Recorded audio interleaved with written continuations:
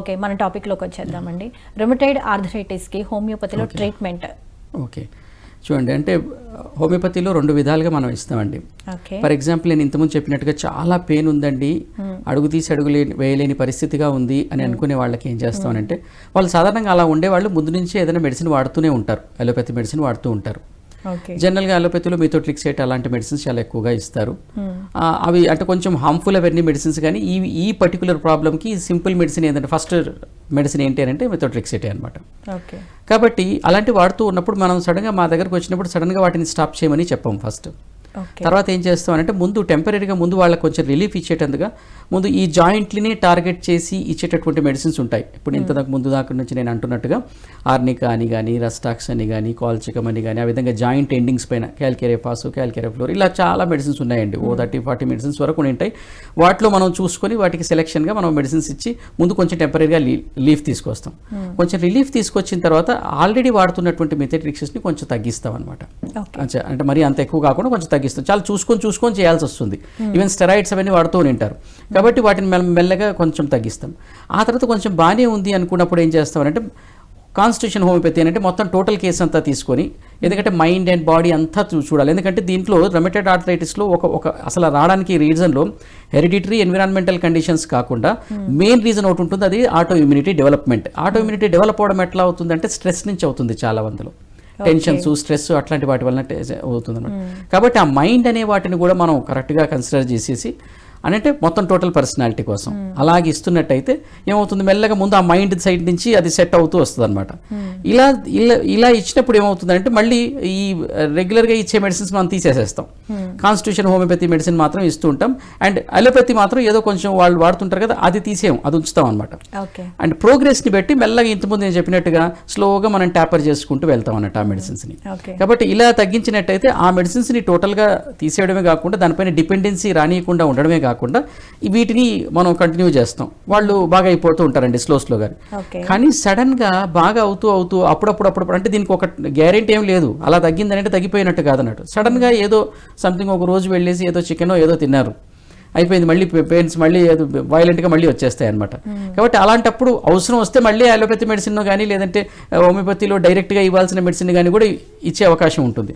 But anyway చాలా కేర్ఫుల్గా కాన్స్టిట్యూషన్గా మనం ట్రీట్ చేస్తూ ఫుడ్ విషయంలో చాలా చక్కటి బాగా స్ట్రాంగ్గా రెస్ట్రిక్షన్స్ చెప్పి ఇది ఇంకా తిన్నారంటే అయిపోతారంటే తినకూడదండి అనేసి ఆ విధంగా రెస్ట్రిక్షన్స్ చెప్పి మనం ముందుకు వెళ్తే స్లోగా తగ్గుతుంది. ఇప్పుడు అంటే ఉప్పు నుంచి కూడా చాలా మందికి కొంచెం ఎక్కువ అవుతుందండి, కాబట్టి కొంచెం సాల్ట్ కంటెంట్ కూడా మనం తగ్గించమని చెప్తాం.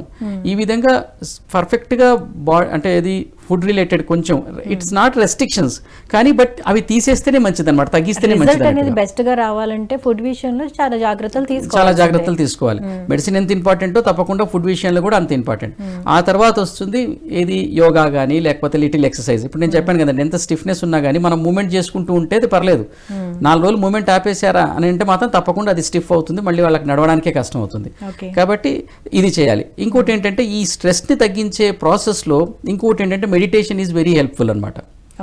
కాబట్టి తప్పకుండా మీరు మన నెట్లో వెతికినట్టు అసలు దీనికి క్యూర్ ఉందా అంటే క్యూర్ లేదనే దొరుకుతుంది ఎక్కడైనా కానీ మీకు, no cure for rheumatoid arthritis. కానీ క్యూర్ అయిన కండిషన్స్ కూడా మేము చాలా చూడడం జరిగింది. మంచి టిపికల్ బాగా స్ట్రాంగ్ కేసును కూడా మనం తగ్గించవచ్చు. ఎప్పుడు తగ్గించవచ్చు అంటే ఓన్లీ మెడిసిన్సే కాదు, ఆ మెడిసిన్స్ని కూడా ఒక పర్టికులర్ పద్ధతిగా ఇస్తూ, ఏదో సడన్గా నేను ఇచ్చాను మీరు అవన్నీ స్టాప్ చేయండి అంటే అట్ట కాదు, పద్ధతిగా దాన్ని ఇవ్వాలి.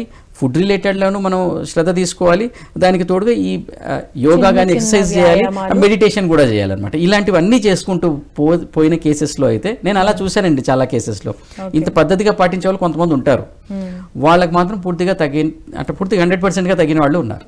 ఓకే, అంటే ఫుడ్ అంటే ఎటువంటి టైప్ ఆఫ్ ఫుడ్ తీసుకోవాలండి? ఫుడ్ విషయంలో ఏంటంటే కొంచెం అవాయిడ్ చేసిన వాటిలో ఎస్పెషల్గా ఈ చికెన్ అండి.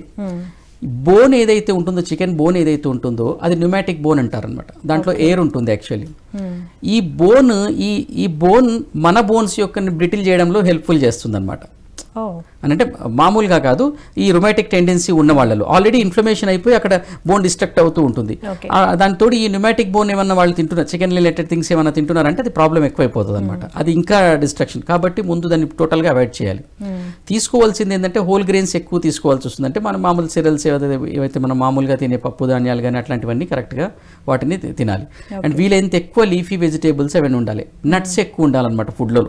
ఓకే సో ఏవైతే డ్రై ఫ్రూట్స్ అనుకోండి, ఏవి మన ఆల్మండ్ కానీ ఇట్లాంటివి ఏవైతే నట్స్ ఏవైతే ఉంటాయో వాటిని మనం ఎక్కువగా ఇంక్రీజ్ చేయాలి. అంటే కొన్ని తీసేయాల్సినవి తప్పకుండా కొన్ని తీసుకోవాల్సినవి కూడా ఉన్నాయన్నమాట.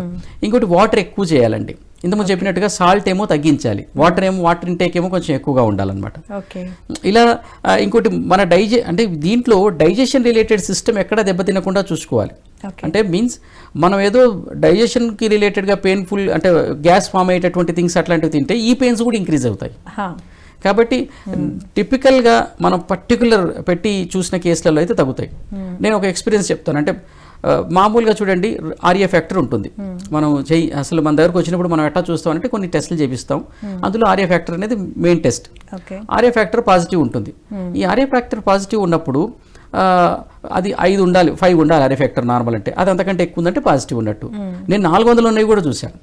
400 అసలు అంటే మా కొత్త ఎక్స్పీరియన్స్లో 20కే వీళ్ళేది 20 ఉంది అసలు కదలలేకపోతున్నా. 400 మనిషి ఎట్లా ఉంటాడు, ఎక్స్ట్రీమ్ ఉంటుంది.